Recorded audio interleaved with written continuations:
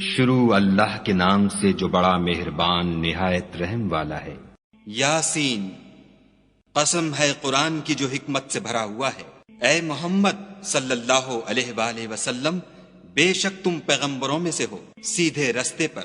یہ خدائے غالب اور مہربان نے نازل کیا ہے تاکہ تم ان لوگوں کو جن کے باپ دادا کو متنبع نہیں کیا گیا تھا متنبع کر دو، وہ غفلت میں پڑے ہوئے ہیں۔ ان میں سے اکثر پر خدا کی بات پوری ہو چکی ہے، سو وہ ایمان نہیں لائیں گے۔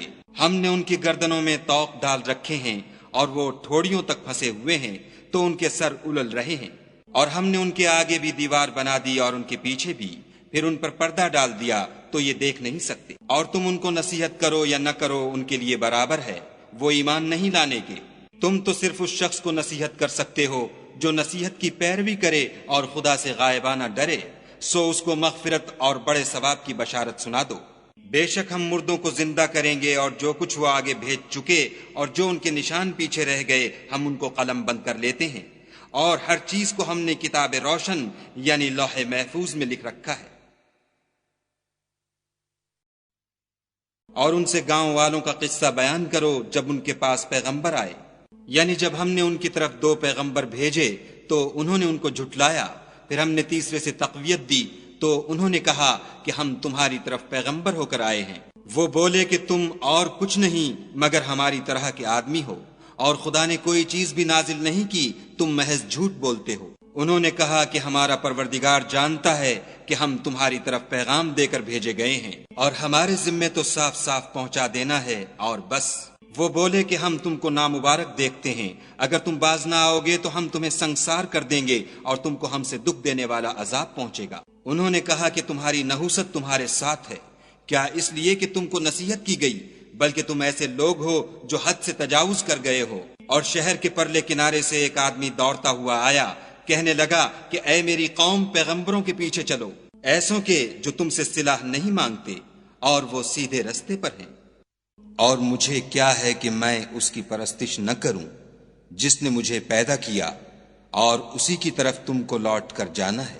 کیا میں ان کو چھوڑ کر اوروں کو معبود بناؤں؟ اگر خدا میرے حق میں نقصان کرنا چاہے تو ان کی سفارش مجھے کچھ بھی فائدہ نہ دے سکے، اور نہ وہ مجھے چھڑا ہی سکیں۔ تب تو میں صریح گمراہی میں مبتلا ہو گیا۔ میں تمہارے پروردگار پر ایمان لایا ہوں، سو میری بات سن رکھو۔ حکم ہوا کہ بہشت میں داخل ہو جا۔ بولا کاش میری قوم کو خبر ہو کہ خدا نے مجھے بخش دیا اور عزت والوں میں کیا، اور ہم نے اس کے بعد اس کی قوم پر کوئی لشکر نہیں اتارا، اور نہ ہم اتارنے والے تھے ہی۔ وہ تو صرف ایک چنگھاڑ تھی آتشیں، سو وہ اس سے ناگہاں بجھ کر رہ گئے۔ بندوں پر افسوس ہے کہ ان کے پاس کوئی پیغمبر نہیں آتا مگر اس سے تمسخر کرتے ہیں۔ کیا انہوں نے نہیں دیکھا کہ ہم نے ان سے پہلے بہت سے لوگوں کو ہلاک کر دیا تھا؟ اب وہ ان کی طرف لوٹ کر نہیں آئیں گے، اور سب کے سب ہمارے روبرو حاضر کیے جائیں گے۔ اور ایک نشانی ان کے لیے زمین مردہ ہے کہ ہم نے اس کو زندہ کیا اور اس میں سے اناج اگایا، پھر یہ اس میں سے کھاتے ہیں، اور اس میں کھجوروں اور انگوروں کے باغ پیدا کیے اور اس میں چشمے جاری کر دیے تاکہ یہ ان کے پھل کھائیں، اور ان کے ہاتھوں نے تو ان کو نہیں بنایا، تو پھر کیا یہ شکر نہیں کرتے؟ وہ خدا پاک ہے جس نے زمین کی نباتات کے اور خود ان کے اور جن چیزوں کی ان کو خبر نہیں سب کے جوڑے بنائے۔ اور ایک نشانی ان کے لیے رات ہے کہ اس میں سے ہم دن کو کھینچ لیتے ہیں تو اس وقت ان پر اندھیرا چھا جاتا ہے، اور سورج اپنے مقرر رستے پر چلتا رہتا ہے۔ یہ خدائے غالب اور دانا کا مقرر کیا ہوا اندازہ ہے۔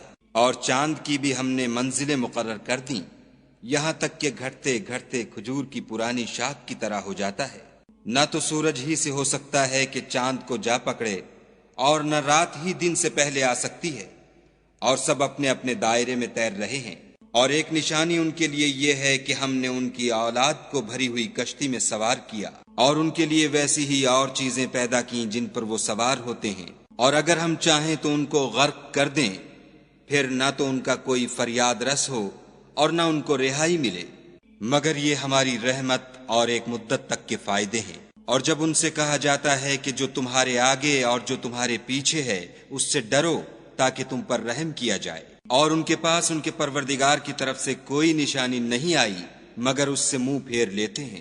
اور جب ان سے کہا جاتا ہے کہ جو رزق خدا نے تم کو دیا ہے اس میں سے خرچ کرو، تو کافر مومنوں سے کہتے ہیں کہ بھلا ہم ان لوگوں کو کھانا کھلائیں جن کو اگر خدا چاہتا تو خود کھلا دیتا، تم تو صریح غلطی میں ہو۔ اور کہتے ہیں اگر تم سچ کہتے ہو تو یہ وعدہ کب پورا ہوگا؟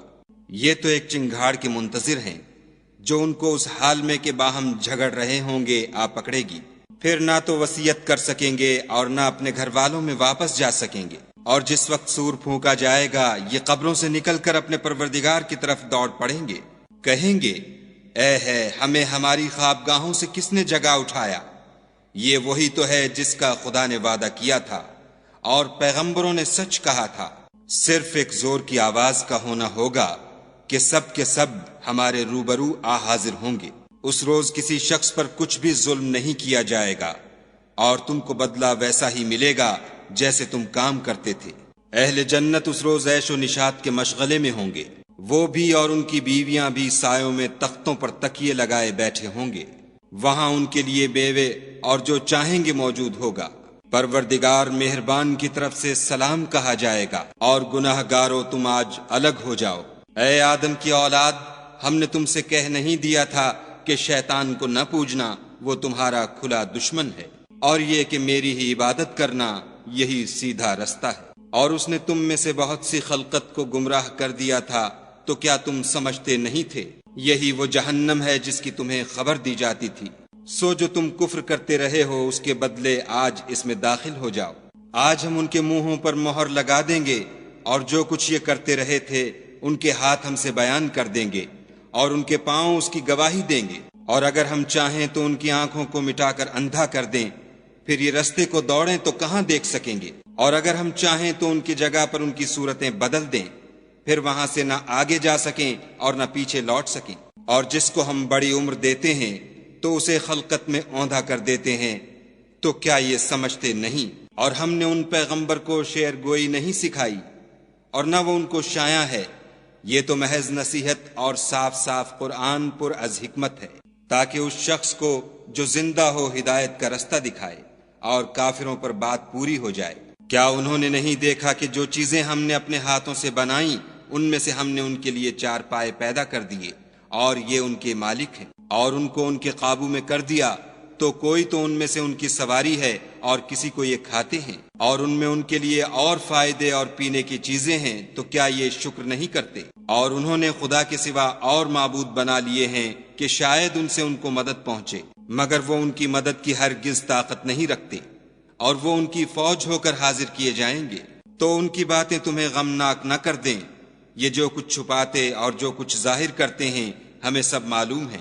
کیا انسان نے نہیں دیکھا کہ ہم نے اس کو نطفے سے پیدا کیا، پھر وہ تڑاک پڑاک جھگڑنے لگا اور ہمارے بارے میں مثالیں بیان کرنے لگا اور اپنی پیدائش کو بھول گیا، کہنے لگا کہ جب ہڈیاں بوسیدہ ہو جائیں گی تو ان کو کون زندہ کرے گا؟ کہہ دو کہ ان کو وہ زندہ کرے گا جس نے ان کو پہلی بار پیدا کیا تھا، اور وہ سب قسم کا پیدا کرنا جانتا ہے، وہی جس نے تمہارے لیے سبز درخت سے آگ پیدا کی، پھر تم اس کی ٹہنیوں کو رگڑ کر ان سے آگ نکالتے ہو۔ بھلا جس نے آسمانوں اور زمین کو پیدا کیا، کیا وہ اس بات پر قادر نہیں کہ ان کو پھر ویسے ہی پیدا کر دے؟ کیوں نہیں؟ اور وہ تو بڑا پیدا کرنے والا اور علم والا ہے۔ اس کی شان یہ ہے کہ جب وہ کسی چیز کا ارادہ کرتا ہے تو اس سے فرما دیتا ہے کہ ہو جا، تو وہ ہو جاتی ہے۔ وہ ذات پاک ہے جس کے ہاتھ میں ہر چیز کی بات چاہت ہے، اور اسی کی طرف تم کو لوٹ کر جانا ہے۔